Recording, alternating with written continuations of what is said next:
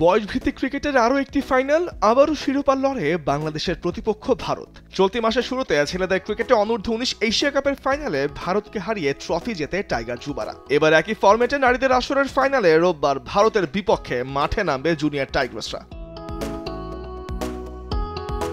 আসরের শুরু থেকে দুর্দান্ত খেলেছে বাংলাদেশ নারীরা। গ্রুপ পর্বে টানা 2 ম্যাচে শ্রীলঙ্কা এবং মালয়েশিয়াকে হারিয়ে বি গ্রুপ চ্যাম্পিয়ন হয়ে সুপার 4-এ ওঠে সুমাইয়া আক্তারের দল। যদিও সুপার 4-এর প্রথম ম্যাচে ভারতের কাছে 8 উইকেটের বড় ব্যবধানে হেরে ফাইনালে খেলার স্বপ্নটা কিছুটা ধাক্কা খেয়েছিল এরা। তবে শুক্রবার শেষ ম্যাচে নেপালকে 9 উইকেটে হারিয়ে ফাইনালে ওঠে বাংলাদেশ।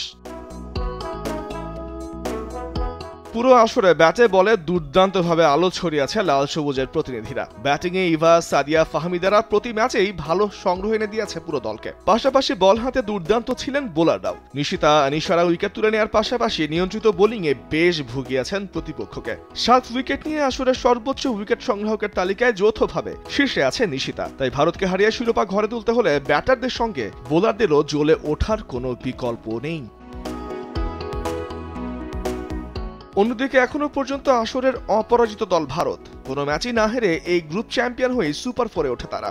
এরপর সুপার 4-এ টানা 2 ম্যাচে বাংলাদেশ এবং শ্রীলঙ্কাকে হারিয়ে ফাইনালে নাম লেখায় নিকি প্রসাদের দল। সাম্প্রতিক পারফরমেন্স এবং শক্তিমত্তায় কিছুটা এগিয়ে থাকবে ভারত। তাই বাংলাদেশকে হারিয়ে অপরাজিত চ্যাম্পিয়ন হওয়ার লক্ষ্য নিয়েই মাঠে নামবে ভারতের মেয়েরা। তবে নিশ্চয়ই ছেড়ে কথা বলতে চাইবে না টাইগ্রেসরাও এই ম্যাচে, কারণ ট্রফি জিতে বছর শেষ করতে চাইবে না বাংলাদেশও। তামিমুর রহমান, স্পোর্টস ডেস্ক, দেশ টিভি।